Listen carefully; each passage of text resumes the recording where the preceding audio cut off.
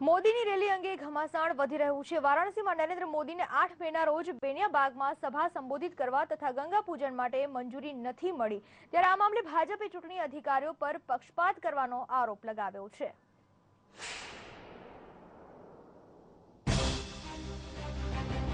ભાજપના વડાપ્રધાન પદના ઉમેદવાર નરેન્દ્ર મોદી વારાણસી શહેરમાં ચૂંટણી પ્રચાર નહીં કરી શકે તે વાત માત્રથી રાજકારણ જબરદસ્ત ગરમાયું છે।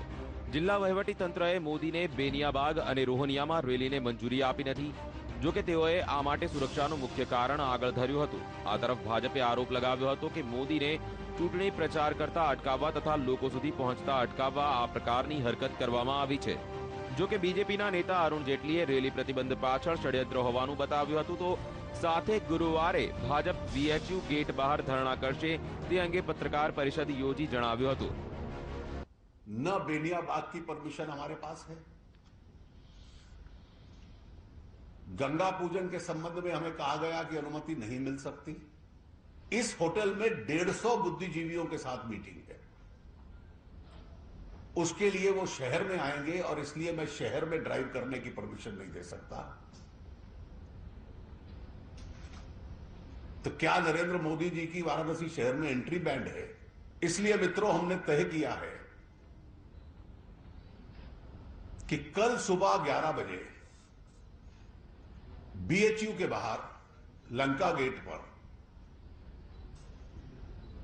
मैं, मेरे साथ श्री अमित शाह, श्री आनंद कुमार और श्री वाजपेयी जी हमारे अध्यक्ष, बीजेपी कार्यकर्ताओं के साथ धरने पर बैठेंगे और सत्याग्रह करेंगे। 12 તારીખે વારાણસીમાં ચૂંટણી યોજાવાની છે, ત્યારે તમામ રાજકીય પક્ષો વારાણસીના મતદાતાઓને આકર્ષવા એડી ચોટીનું જોર લગાવી રહ્યા, ત્યારે મોદીને મંજૂરી ન અપાતા આ મામલો શું વળાંક લેશે તે તો સમય જ બતાવશે। બ્યુરો રિપોર્ટ, સંદેશ ન્યૂઝ। તો આ તમામ મુદ્દે ચર્ચા કરવા સંદેશ સ્ટુડિયોમાં આપણી સાથે ઉપસ્થિત છે ભાજપના નેતા જગદીશભાઈ ભાવસાર, કોંગ્રેસના નેતા હિમાંશુભાઈ પટેલ અને આમ આદમી પાર્ટીના નેતા એહસાનભાઈ ત્રિવેદી આપણી સાથે જોડાયા છે। આપ સૌનું સ્વાગત છે સંદેશ સ્ટુડિયોમાં। જગદીશભાઈ, સૌપ્રથમ આપને પૂછવા માંગીશ, વારાણસીમાં જ્યારે રેલીને સંબોધવાનું આયોજન કરવામાં આવ્યું હતું નરેન્દ્ર મોદી દ્વારા, છતાં પણ પરવાનગી ન આપવામાં આવી, આપના મતે શું કારણ હોઈ શકે? શા માટે પરવાનગી ન મળી? જો ભાજપના વડાપ્રધાન પદના ઉમેદવાર અને વારાણસી બેઠકના પણ ઉમેદવાર બરાબર નરેન્દ્રભાઈ મોદીએ પોતાની 2 રેલી ત્યાં આગળ યોજવાની જાહેરાત કરી છે। આજે સમાચારમાં પણ ફ્લેશ કરવામાં આવ્યું હતું જી। હવે ત્યાં તકનીકી કારણોસર એને મંજૂરી નથી આપવામાં આવી। ભારતીય જનતા પાર્ટીના વરિષ્ઠ નેતાઓએ ત્યાં આગળ પોતાનો વિરોધ ત્યાં આગળ બીએચયુ આગળ ધરણા કરીને કરવાનું નક્કી કર્યું છે। હવે વારાણસી અને ત્યાં વહીવટીએ કઈ બાબતના અંદર ગૂંચ પડી છે, કયો મુદ્દો એ લોકોએ આગળ ધરીને ના પાડી છે, એ આવનારા દિવસના અંદર ચૂંટણી પંચ સામે લડાઈનો મુદ્દો પહેલા બનશે। જણાવ્યું ટેકનિકલ કારણોસર, મતલબ એટલે કયા ટેકનિકલ કારણોસર નથી આપી એ એના સામે અમારા ભારતીય જનતા પાર્ટીના રાષ્ટ્રીય નેતા અરુણ જેટલીએ પોતાનો વ્યૂ અપનાવી દીધો છે અને આવતીકાલે એની સામે ધરણા પણ અમે કરવાના છીએ। હિમાંશુભાઈ, આપનું શું કહેવું છે? આ દેશની અંદર ચૂંટણી પંચ એક એવું સુંદર કામ આ વખતે ચૂંટણીમાં કરી રહી છે। મારા સાથી જગદીશભાઈએ કીધું કે ટેકનિકલ કારણસર ચૂંટણી પંચે જે નિર્ણય લીધો કે રેલીની મંજૂરી નથી કોઈ પણ કારણોસર, તે નિષ્પક્ષ અને તટસ્થ આ ભારત દેશના બંધારણ મુજબ કામ કરે છે અને આવતીકાલે એ લોકોએ ધરણાનો કાર્યક્રમ યોજ્યો અને એક એવી છાપ ઊભી કરવા માંગે છે, હતાશ થઈ ગયા છે એટલા માટે કે અમને મંજૂરીઓ ના મળી, અમને આ નહીં મળે એટલે અમે લોકો સુધી પહોંચી શકવાના નથી। એટલે ડબલ માઇન્ડ, ડબલ સાઈડે બોલવાનું, એક બાજુ ચૂંટણી પંચની વાતો સારી કરવાની, બીજી બાજુ ચૂંટણી પંચ સામે ધરણા કરવાના। એટલે આ ડબલ નીતિથી લોકોને બહુ જ એમની વાતોનો ખ્યાલ આવી ગયો છે। આપે જણાવ્યું કે તટસ્થ અને નિષ્પક્ષ રીતે જે રીતે ચૂંટણી પંચ કાર્ય કરી રહ્યું છે, તો આપને શું લાગી રહ્યું છે તટસ્થ અને નિષ્પક્ષ રીતે કયું કારણ હોઈ શકે ચૂંટણી પંચનું રેલી ન કરવા દેવા પાછળનું? એ ચૂંટણી પંચને એમને ત્યાં જે લોકલ પ્રોબ્લેમ હોય, એડમિનિસ્ટ્રેટિવ પ્રોબ્લેમ હોય, કે જે કંઈ એમનો એ નિષ્પક્ષ ચૂંટણી પંચ છે। આ તો સારું છે કે મારા સાથી મિત્ર એમ ના કીધું કે કોંગ્રેસના ઈશારે કરી રહ્યા છે, એટલે હું થેન્ક યુ કહીશ। પરંતુ હાલ તો એવું કહેવા માંગે છે ભાજપના જે કેટલાક નેતાઓ છે તેનું કહેવું છે કે આ કોંગ્રેસની ચાલ છે અને તેઓ જનતા સુધી પહોંચવા દેવા નથી માંગતા, એટલા માટે આ પ્રકારનું જે આયોજન હતું તેને કેન્સલ કરાવવામાં આવ્યું છે। પહેલા કીધું તો બેન હું મારી વાતમાં વણી લેત. મેં પહેલા પણ કીધું કે જગદીશભાઈ આ ના બોલ્યા. પહેલા દર્શક મિત્રોને પહેલા તમારો વ્યૂ દર્શાવવો પડે એટલા માટે જગદીશભાઈને ના કીધું એ અભિનંદન, પણ આપે જે બેન કહો છો કે ભારતીય જનતા પાર્ટીના લોકો આક્ષેપ કરી રહ્યા છે, તો બેન કોંગ્રેસે ચૂંટણી પંચની કોંગ્રેસની સાથે હોય એવો એક દાખલો વર્તમાન ચૂંટણીમાં બતાવો બેન. એક દાખલો કે ક્યાંય ચૂંટણી પંચે નિષ્પક્ષ કામ ના કર્યું હોય, ક્યાંય કોઈ એવી ગેરરીતિ કે ક્યાંય કોંગ્રેસનું ચલાવી લીધું હોય ભાજપનું ના ચલાવ્યું હોય એવી એક ઘટના બતાવો. ઈરસાનજી, આપનું શું માનવું છે આ તમામ બાબતને લઈને? જ્યારે વારાણસીમાંથી ઉમેદવારી નોંધાવી છે નરેન્દ્ર મોદીએ, દિગ્ગજ ઉમેદવાર પણ તેની સામે છે, અને જ્યારે પૂરી આશા સેવવામાં આવી રહી છે, જીતના દાવાઓ કરવામાં આવી રહી છે, કયું કારણ કહી શકાય કે રેલીને સંબોધવાની પરવાનગી ના આપવામાં આવી? સૌથી પહેલા તો નરેન્દ્ર મોદીજીએ જ્યારે ચૂંટણી માટેનું ફોર્મ ભર્યું હતું ત્યારે વારાણસીમાં કદાચ એક કહેવાતી જંગી રેલી અમને કરી હતી, ત્યારે આપના જ એક સંદેશના પ્રવક્તાએ કર્યું હતું, એમાં 30% લોકો તો ગુજરાતથી આવેલા લાગે છે. એટલે આવું થયું ત્યારે એ ટાઈમમાં અરવિંદ કેજરીવાલજીએ પણ પોતાનું આમ આદમી પાર્ટીનું પ્રચાર કર્યો હતો, અને એમાં લોકોની વચ્ચે જઈને પ્રચાર કર્યો હતો. તેમાં કોઈ ગંગા પૂજન પણ આવતું હતું, તેમાં આ પણ આવતું હતું કે કોઈ વિસ્તાર આવતો હતો, તેમાં મહોલ્લા સભાઓ પણ આવતી હતી, તેમાં કાશી અને બનારસ અને વારાણસીના જુદા જુદા વિસ્તારોમાં જઈને દરેક પ્રકારના લોકોને મળવાનું, એમની સાથે હાથ ટુ હાથ એટલે એકદમ નજીકથી વાર્તાલાપ કરવાનું એમણે જે કામ કર્યું છે, તેનાથી નરેન્દ્ર મોદીજી અને ભારતીય જનતા પાર્ટીને એવું લાગ્યું છે કે હવે આ વસ્તુ આપણાથી નથી થઈ શકી, આ બહુ જ મોડી થઈ ગઈ છે. એટલે ગંગા પૂજન અને બાદમાં લોકોને જનસંપર્ક કરવાની જે અત્યારે જે છેલ્લી ઘડીના આ બધા થીગડા છે, એ બધા એમને કદાચ એવું લાગ્યું હથકંડા લાગતા નથી. અને બીજું કે ધરણા માટે અરુણ જેટલીજીએ અને અમિત શાહજીએ કીધું કે અમે ધરણા કરશું. આ એ જ પાર્ટી છે કે જેણે આમ આદમી પાર્ટીના દિલ્હીમાં લોકો માટે કરવામાં આવતા ધરણાને એનાર્કિસ્ટ તરીકે જાહેર કર્યા હતા. આ એ જ લોકો છે કે જે લોકોએ એવું કહ્યું હતું કે આ બધા નાટક કરે છે, અને એ જ લોકો અત્યારે પાછા પોતાના નેતા માટે ધરણા કરવા માંગે છે. ઘણા નેતાઓ છે, ભાજપના નેતાઓ આક્ષેપ કરી રહ્યા છે કે વિરોધ પક્ષ દ્વારા આ સભાનું આયોજન ના કરવા દેવામાં આવ્યું. આપના મતે એવું તો કયું કારણ હોઈ શકે કે કોંગ્રેસના નેતાઓ દ્વારા સભાનું આયોજન ના કરવા દેવામાં આવ્યું હોય? જો ભારતનું ચૂંટણી પંચ એ અત્યારે સર્વોપરી છે. આખી ચૂંટણી એ ભારતના ચૂંટણી પંચના નિર્દેશો મુજબ લડાઈ રહી છે, અને એ નિર્દેશોમાં ક્યાંક ભારતીય જનતા પાર્ટીના વડાપ્રધાન પદના ઉમેદવાર અને એ વારાણસીના પણ ઉમેદવાર છે, એમને કોઈ પરવાનગી ના આપવામાં આવી હોય તો એની સામે પ્રોટેસ્ટ તરીકે સ્વાભાવિક ભારતીય જનતા પાર્ટી પોતે પ્રોટેસ્ટ કરવા માટે ધરણાનો કાર્યક્રમ કરે. દિલ્હીની વાત ભાઈએ કીધી, દિલ્હીની વાત, એમનું શાસન, એ બધી બાબત અલગ સ્થાને છે, પરંતુ અહીંયા તો ઉમેદવાર પોતે છે, અને ઉમેદવારને કોઈ મુદ્દાઓ આગળ ધરીને ડર શું વિરોધ પક્ષને હોઈ શકે ખરા? નહીં, કોઈ ઉમેદવારની સામે કોઈ બાબત ના હોય અને ચૂંટણી પંચ આ પ્રકારનું વલણ અખત્યાર કરે ત્યારે સ્વાભાવિક પ્રશ્નો ઉભા થાય. આખા ભારતના અંદર એવા વિસ્તારના અંદર નરેન્દ્રભાઈ મોદીએ સભાઓ કરી છે, એને સુવ્યવસ્થિત રીતે પરમિશન આપવામાં આવી, સુવ્યવસ્થિત રીતે એ સભાના અંદર એમને સંબોધન કર્યું છે, ત્યારે પોતે જે જગ્યાએથી ઉમેદવાર છે એ ઉમેદવાર છે એ સ્થાન ઉપર કોઈ મુદ્દાઓ ઉપસ્થિત કરીને પરમિશન ના આપવી તો એક વલણ ચૂંટણી પંચનું કોઈ હશે, એમની પાસે કોઈ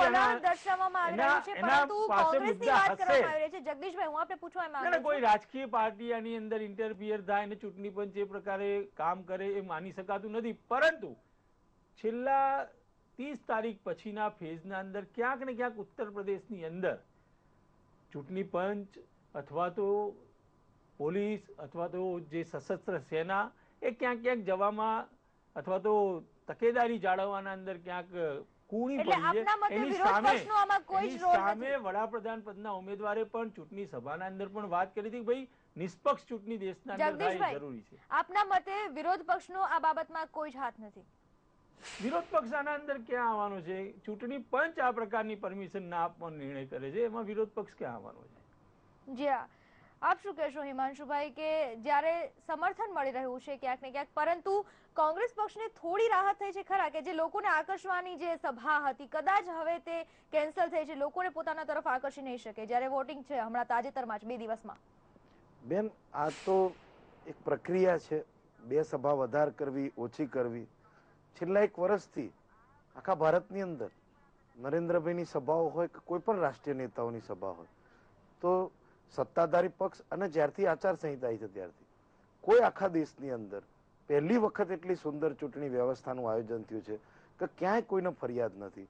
ફરિયાદ મારે આપના માધ્યમથી ચોક્કસ એટલી કરવી છે કે જ્યારે ચૂંટણી પંચે ના પાડી છે પહેલી વખત, તમે આટલી બધી સભાઓ કરી, આટલો સરસ સહયોગ મળ્યો, તમારી સલામતી માટે કમાન્ડો વધારી આપ્યા, તમારું બધું જ ધ્યાન રાખ્યું, અને ક્યાંક ચૂંટણી પંચને તકલીફ જેવું લાગ્યું હશે અને એમને ના મંજૂરી આપી અને ડબલ મોડે વાત કરવાની, કાલે ધરણા ઉપર બેસીશું, એ બહુ વાત લોકોના મારા મગજમાં નથી બેસતી. ખૂબ મત લેવા માટે લોકતંત્રમાં પ્રોટેસ્ટ કરવાનો તો સૌને અધિકાર છે, અને પ્રોટેસ્ટ કરવા માટેનો માર્ગ એ આ પ્રકારના ધરણાનો હોઈ શકે. કંઈ ચૂંટણી પંચની સામે ભાજપના ઝંડાની ચૂંટણીનો જે અધિકારીઓની ઓફિસના અંદર હલ્લાબોલ કરવાની વાત આના અંદર નથી આવતી, પરંતુ પ્રોટેસ્ટ કરવાનો એક માર્ગ છે. એ માર્ગ ભારતીય જનતા પાર્ટી અખત્યાર કરે. પ્રોટેસ્ટ કરવાની સાથે સાથે એક એવો મેસેજ પણ તમે આપી રહ્યા છો કે આમાં કંઈક ગડબડ છે. લોકોની તમારી જે પદ્ધતિ આ ચૂંટણીમાં રહી છે એ દરેક વાતમાંથી કંઈક ને કંઈક એવું ઊભું કરવાનો પ્રશ્ન, અને એનાથી લોકોની તમારી તરફ લાગણીઓ કોંગ્રેસ પાર્ટી કોંગ્રેસે એક જગ્યાએ મત લેવા માટે, કોંગ્રેસ પક્ષે ક્યાંય મત લેવા માટે કોઈને ગુમરાહ કર્યા હોય, કોઈની લાગણીઓ સાથે છેડા કર્યા હોય, કોઈ સરકારી તંત્ર સામે કોઈ આક્ષેપો કર્યા હોય, એવી સાહેબ કોઈ ઘટના નહીં બને. હિમાંશુભાઈ દિલ્હીના અંદર જુમા મસ્જિદના ઇમામ જોડે પહોંચી ગયા હતા. એ વાત, અરે બાપ, આ લાગણી સાથેની વાત અત્યારે રિલેવન્ટ નથી. તમે બહુ જ સરસ જુમા મસ્જિદની વાત કરી બેન. મારી જવાબ આપી દઉં તો હું તમારા બે ગુરુ, તમારા સાહેબના ગુજરાતના ગુરુ આસારામ અને દેશના ગુરુ રામદેવ, તમારા રામદેવ દલિતો માટે રાહુલ ગાંધીને સંબોધીને બોલે છે.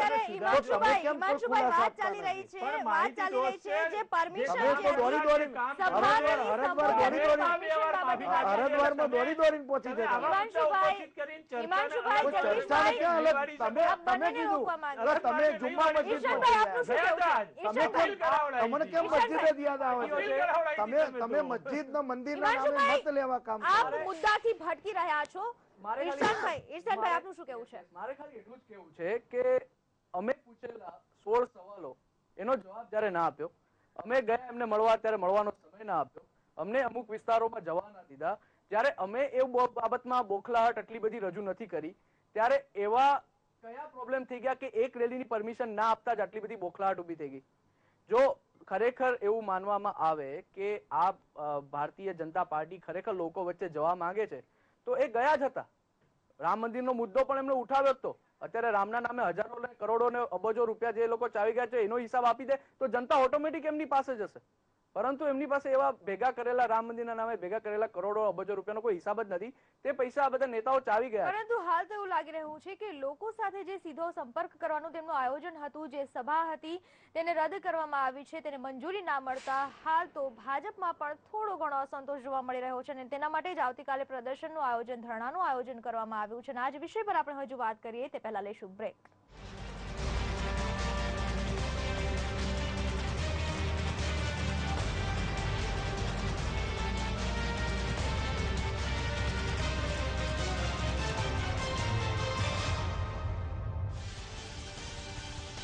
जीवन में कभी कभी गलती किसी की नहीं होती, लेकिन सजा पूरे परिवार को मिलती है.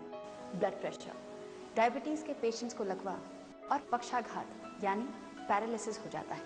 ये है पारुल हॉस्पिटल. यहाँ आधुनिक चिकित्सा, काबिल डॉक्टर्स और मेडिकल स्टाफ की देखरेख में हर दर्दी 100% ठीक हो जाता है और जिंदगी की नई सुबह के लिए एकदम तैयार. हिम्मत के परों पर स्वाभिमान की उड़ान. पारुल हॉस्पिटल. दाना दाना स्वाद का खजाना,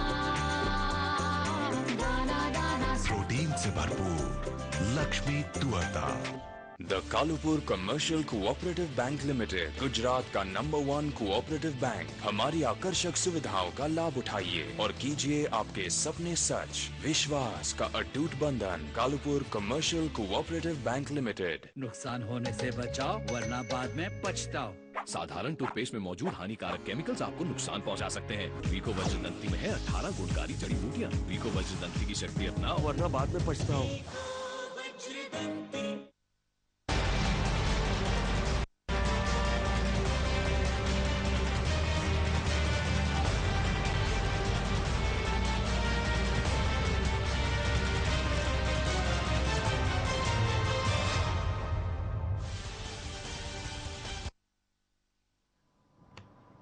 બ્રેક બાદ આપનું સ્વાગત છે.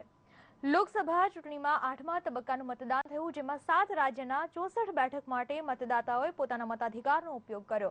ત્યારે જનતાની સાથે રાજનેતાઓએ પણ વોટ આપ્યો.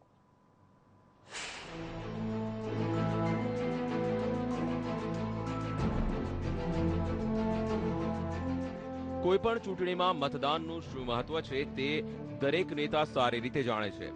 તેથી બુધવારે લોકસભા ચૂંટણીના 8મા તબક્કાના મતદાનમાં સામાન્ય માનવીની સાથે સાથે નેતાઓએ પણ પોતાની બેઠક માટે વોટિંગ કર્યું હતું. સૌપ્રથમ વાત અમેઠી બેઠકની. વારાણસી બાદ અમેઠી સૌથી હોટ ફેવરેટ બેઠક ગણાય છે, જ્યાં કોંગ્રેસના રાહુલ ગાંધી, ભાજપના સ્મૃતિ ઈરાની અને આમ આદમી પાર્ટીના કુમાર વિશ્વાસ વચ્ચે ત્રિપાંખીયો જંગ ખેલાયો છે. અહીંની જનતાએ પોતાનો કિંમતી મત આપી રાહુલ, સ્મૃતિ અને કુમાર વિશ્વાસના ભાવિ ઈવીએમમાં સીલ કર્યા. મતદાતાઓનો જોશ અને ઉમંગ જોવા માટે ત્રણેય નેતાઓ પોલિંગ બૂથ પર પહોંચ્યા હતા. કોંગ્રેસ ઉપાધ્યક્ષ રાહુલ ગાંધી વોટિંગ દરમિયાન પ્રથમ વખત અમેઠીમાં હાજર રહ્યા, તો આ તરફ વિશ્વાસે અમેઠીમાં ઝાડુનો જાદુ ચલાવવાની વાત કરી. તો આ તરફ ભાજપના નેતા વિનય કટિયારે અયોધ્યા ખાતે મતદાન કર્યું હતું. તેમની સાથે મહંત જ્ઞાનદાસ પણ મતદાન માટે પહોંચ્યા હતા. મતદાન બાદ વિનય કટિયારે યુપીમાં મોટા ભાગની સીટો પર કમળ ખીલવવાનો આશાવાદ વ્યક્ત કર્યો હતો. તો ઉત્તરાખંડના મુખ્યપ્રધાન હરીશ રાવત દહેરાદૂનમાં મત આપવા માટે પહોંચ્યા હતા. રાવતે કોંગ્રેસની જીત માટેનો વિશ્વાસ વ્યક્ત કર્યો હતો. તો બીજી તરફ હિમાચલ પ્રદેશના હમીરપુર બેઠકના ભાજપના ઉમેદવાર અનુરાગ ઠાકુરે આ વખતે હેટ્રિક લગાવવાનો વિશ્વાસ વ્યક્ત કર્યો હતો. તો યોગ ગુરુ બાબા રામદેવે પણ હરિદ્વાર ખાતેથી મતદાન કર્યું હતું. તો પશ્ચિમ બંગાળમાં બેંકુરા બેઠક પરથી ચૂંટણી લડી રહેલા તૃણમૂલ કોંગ્રેસના ઉમેદવાર મુનમુન સેન વોટ આપવા માટે મતદાન મથકે પહોંચ્યા હતા. તો બિહારની હાજીપુર બેઠક પરથી ઉમેદવાર એવા એલજેપી અધ્યક્ષ રામવિલાસ પાસવાને મતદાન કર્યા બાદ ભાજપનો ભગવો લહેરાવવાની વાત કરી હતી. તો આંધ્રપ્રદેશમાં લોકસભા ચૂંટણી સાથે 175 વિધાનસભા બેઠકો માટે મતદાન થયું. ત્યારે વાયએસઆર નેતા જગનમોહન રેડ્ડીએ પણ પોતાનો કિંમતી વોટ આપ્યો હતો. તો આ તરફ કોંગ્રેસના ઉમેદવાર મોહમ્મદ કૈફ ફૂલપુર બેઠકથી લડી રહ્યા છે, ત્યારે તેઓએ પણ પોતાનો કિંમતી વોટ આપ્યો હતો. નેતાઓએ તો પોતાનો વોટ આપી દીધો છે, પરંતુ જનતાએ કોને ચૂંટ્યા છે તે તો 16મી મે બાદ જ ખબર પડશે. બ્યુરો રિપોર્ટ, સંદેશ ન્યૂઝ. તો આજે જ્યારે મતદાન યોજાઈ ચૂક્યું હતું 8મા તબક્કાનું, હજુ એક તબક્કાનું મતદાન બાકી છે અને આ તમામ વિષય પર આપણે વધુ ચર્ચા કરીએ તે પહેલા લઈશું બ્રેક.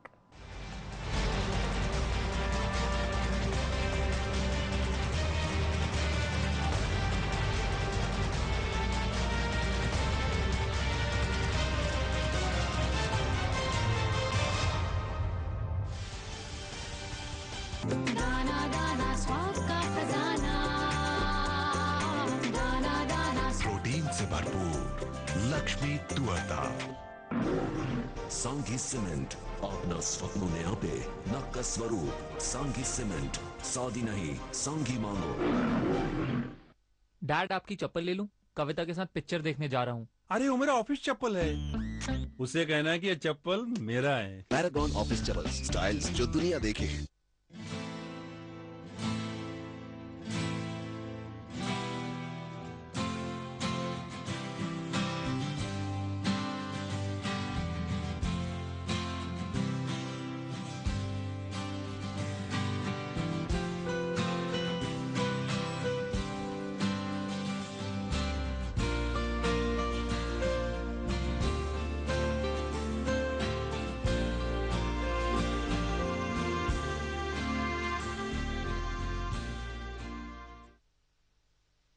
आजकल बच्चा होना क्या आसान है? दिन भर स्कूल, फिर ड्राइंग क्लास, फिर गिटार क्लास और फिर कराटे। उफ, छुट्टी मिले तो पापा के फोन पे रेसिंग गेम्स, शाम हुई तो होमवर्क में डूबे रहना। बच्चे तो बच्चे ही नहीं रहे। बचपन बचाओ, अपने बच्चों को दो अमूल प्रो, जिसमें है वे प्रोटीन जो बच्चों को दी शक्ति बचपन जीने की। अमूल प्रो, सेहत की नींव।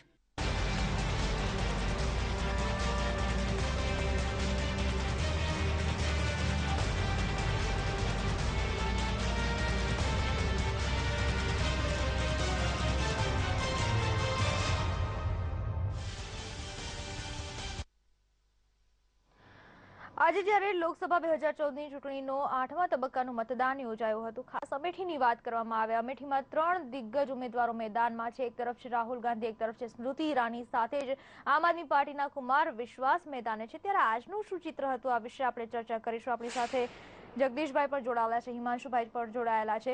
જગદીશભાઈ, આજે જ્યારે સ્મૃતિ ઈરાનીને પ્રિયંકા ગાંધીના જે પીએ છે તેમની સાથે થોડી બોલાચાલી પણ થઈ હતી, આ તમામ બાબતે આપનું શું કહેવું છે? આજનું જે ચિત્ર જોવા મળ્યું હતું. જો આજે 64 બેઠકોની ચૂંટણી હતી, એ 64 બેઠકોના અંદર 2009ની બાબતની વાત કરીએ તો કોંગ્રેસ પાસે 35 જેટલી બેઠક હતી, ભારતીય જનતા પાર્ટી પાસે માત્ર 4 બેઠક હતી. બરાબર. જે રીતે દેશના અંદર ભારતીય જનતા પાર્ટી અને એલાયન્સ તરફી વાતાવરણ જે છે, આંધ્રપ્રદેશમાં અમારું ટીડીપી સાથે એલાયન્સ છે, રામવિલાસ પાસવાન સાથે એલાયન્સ છે, આ બધી બાબત જોતા ઉત્તરાખંડ, પછી આપણે હિમાચલ પ્રદેશ, બિહાર, ઉત્તર પ્રદેશ, આ બધા રાજ્યોના અંદર અમારી બેઠકો વધવાનું પ્રમાણ રહેવાનું છે. અમેઠીની વાત કરીએ તો અમેઠીના અંદર જે શાબ્દિક મુદ્દો ઉપસ્થિત થયો કે જે પ્રિયંકાજીના જે પીએ હતા એ પીએના સામે સ્મૃતિ ઈરાનીજીનો શાબ્દિક આખો મુદ્દો ઉપસ્થિત થયો કે ભાઈ તમે કઈ કેટેગરી કે કયા પેલા અધિકારની રૂએ અહીંયા મતદાન મથકના આસપાસ તમે છો, તમે બહારના છો, તમે અહીંયા મતદાર તરીકે નથી. એટલે એ આખી બાબત, કારણ કે ઉમેદવાર અને ઉમેદવારના એજન્ટ એ મતદાન મથકના અંદર જઈ શકે, બીજા કોઈ આની અંદર જઈ ના શકે, એવું ચૂંટણી પંચની સુધી માર્ગદર્શિકા છે. એ બાબતનો મુદ્દો ત્યાં ઉપસ્થિત થયો હતો. જી, ખાસ કરીને આપનું શું કહેવું છે હિમાંશુભાઈ કે રાહુલ ગાંધી જ્યારે વર્ષોથી ગઢ ગણાય છે કોંગ્રેસનો અમેઠી બેઠક, શું આ વખતે કોઈ અસર થઈ શકશે ખરા? કારણ કે આમ આદમી પાર્ટી નવી ઉભરી આવેલી પાર્ટી છે, સાથે જ સ્મૃતિ ઈરાની તેમની સાથે મેદાનમાં છે. આમ જોવા જઈએ તો આ પ્રશ્નની ચર્ચા બહુ ગેરવ્યાજબી છે, કારણ કે રાહુલ ગાંધી માટે અમેઠીમાં ત્યાં જૈનબેન તમે લોકોનો જે એમના સાથેનો પ્રેમ નાતો વર્ષોથી છે, ગઈ ચૂંટણીમાં રાહુલજી એમના પ્રવાસોના લીધે ચૂંટણીના દિવસે ત્યાં હતા પણ નહીં, તો 3 લાખ ઉપર મતો એ જીતેલા હતા, 3,90,000 મતો. હિમાંશુભાઈ, આપને એ વસ્તુ કહેવા માંગીશ કે આપ જે રીતે અમેઠીની વાત કરી રહ્યા છો, આ જ પ્રકારની વસ્તુ દિલ્હીમાં એક વખત બની ચૂકી છે, પૂરેપૂરો વિશ્વાસ દર્શાવવામાં આવ્યો હતો દિલ્હી વિધાનસભાની ચૂંટણી વખતે, છતાં પણ આ વિશ્વાસ ક્યાંક ને ક્યાંક પાછળ પડ્યો હતો. દિલ્હીની જે વાત અમેઠીમાં ફરીથી આપ આ રીતનો વિશ્વાસ દર્શાવી રહ્યા છો. કશું જ બેન, કોઈ જ અમેઠીની ચિંતા કરવાનું કારણ નથી.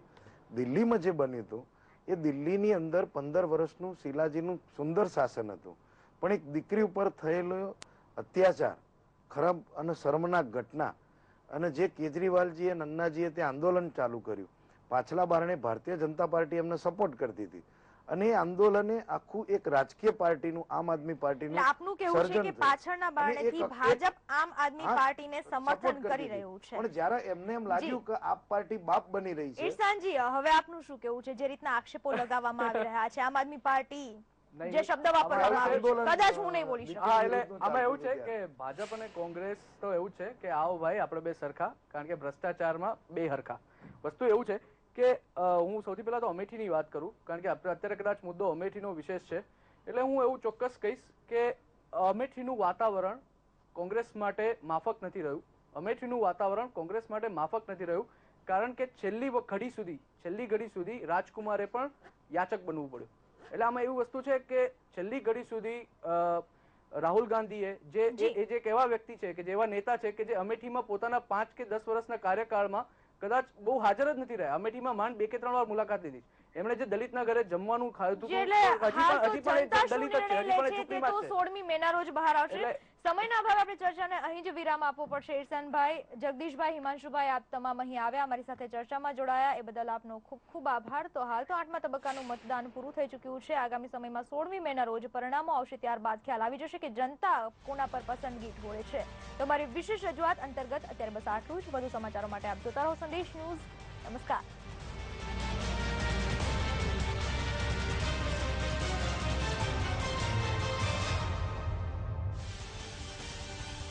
આ ન્યૂઝના પ્રાયોજક Kesh king, the king of hair oils. Paragon office chappals, styles जो दुनिया देखे. नियोपॉलिटन पिज्जा, खुश होने का एक और बहाना. કેવી રીતે બની છે દેશમાં નમો લહેર? નમો લહેર બનાવવા કરાયા કેવા પ્રયાસો? પરિણામ પહેલા કેવી રીતે બન્યો રેકોર્ડ? वही तो एक सर्वशक्तिमान है, विश्व की पुकार है, ये भागवत का सार है कि युद्ध ही तो वीर का प्रमाण है।